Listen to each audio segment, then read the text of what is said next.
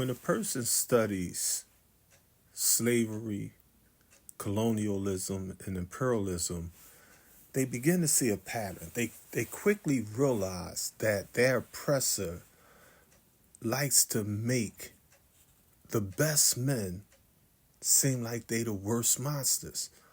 And you'll believe the hype until you actually meet them. And when I met these brothers, just reflecting over the past 40 years, it's like I never seen them tell me to do anything wrong. Contrary to popular belief, they would stay on us to make sure that we was doing what was right. I remember in Holmesburg, Brother Muhammad, he had a stereo in his cell. And I was fascinated that he had a stereo in his cell. That was like some shot caller stuff. And, I'm like, oh, man, you got the top-notch drone. He's like, nah, little brother. I mean, I want you to listen to this. He had me listening to tapes by the Honorable Elijah Muhammad, Malcolm X, positive stuff. I mean, I couldn't wait to get with Big Amin, a.k.a. Bigfoot. Now, I mean, Major Tilly, they was like, nah, shorty. You need to be positive. They ain't come with no negativity. People come to them with some nonsense. They be like, listen, you want some paper? I give you some incense. I give you some Muslim oil. That's how they was in real life. Like they was stopping violence, stopping the chaos and confusion. Hakeem Sistrunk was like, yo, he was like a lawyer. This dude's brain is like a scientist when it came to justice and law. You know what I mean? Robert Harvey used to come in wearing the mink coats and all that. You know what I mean? We was fascinated. But he was so humble in his spirit, so respectful. Brother McKill, Brother Mapoon, these brothers are living legends. Some have passed. And there are many unsung heroes, and don't forget the sheroes in the struggle for peace, truth, freedom, justice, and equality. But I used to wonder as a teenager, like, Dad, how is it that the devil is able to use this type of technology to make the heroes seem like they the villains? And I came across a book that was shared with me by my captain, Brother Captain Malik Calvin X. Morris. He let me hold his 7 speeches. And when I read it, I got to order this book.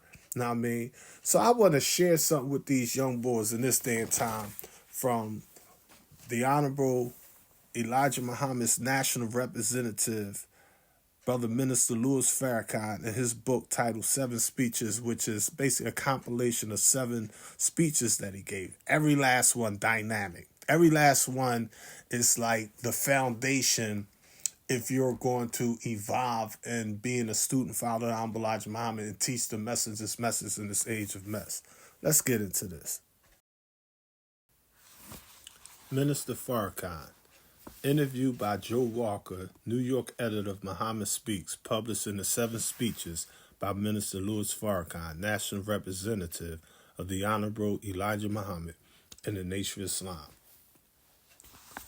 Following a broadside attack on the Nation of Islam in Hawaii, penned by a Negro reporter named Paul Delaney of the New York Times, Minister Louis Farrakhan, National Representative of the Honorable Elijah Muhammad in the Nation of Islam, participated in an extensive interview conducted by Joe Walker, Chief of Muhammad Speaks, New York Bureau.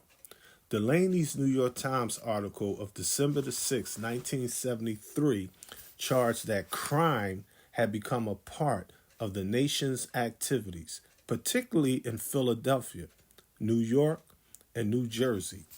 He alleged that brothers who are recruited to the Islamic faith as taught by Messenger Muhammad were reverting to criminal behavior in an effort to raise funds for the nation.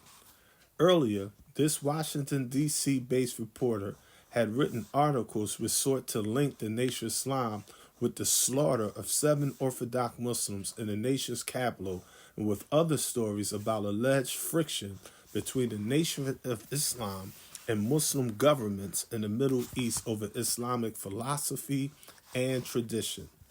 In his most recent attack on the Nation of Islam, Delaney repeated some of his earlier charges and presented new ones.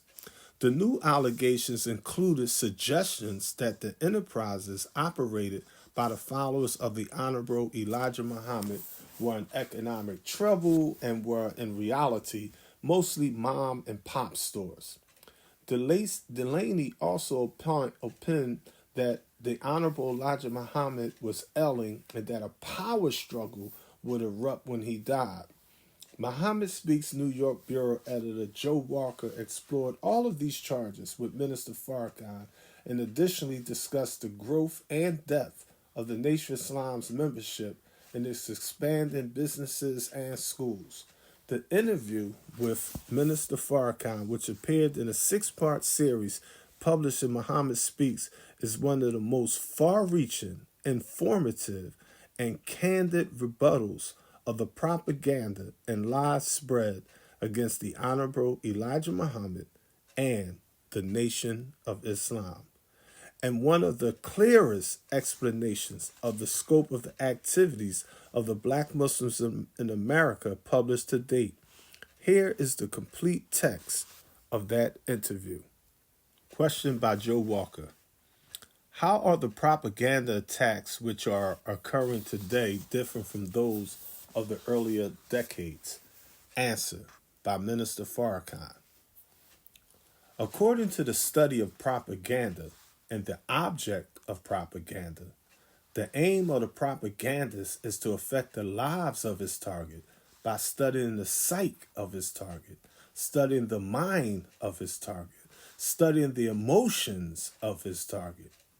In 1959, a great barrage of propaganda was unleashed against the Honorable Elijah Muhammad and the Nation of Islam, at a time when the black man was not as politically aware or economically mature as he is today.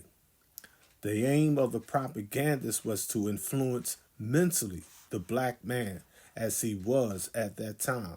So they used the attack of hate because they knew that blacks were deeply rooted in the Judeo-Christian ethic of love everyone except yourself.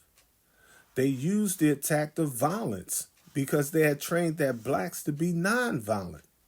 They used the attack of anti-God, anti-Christian, anti-white because all of the black man's psychological and mental teaching had been designed to lift up white, to idolize white, to admire white, to admire and love the religion of the white man.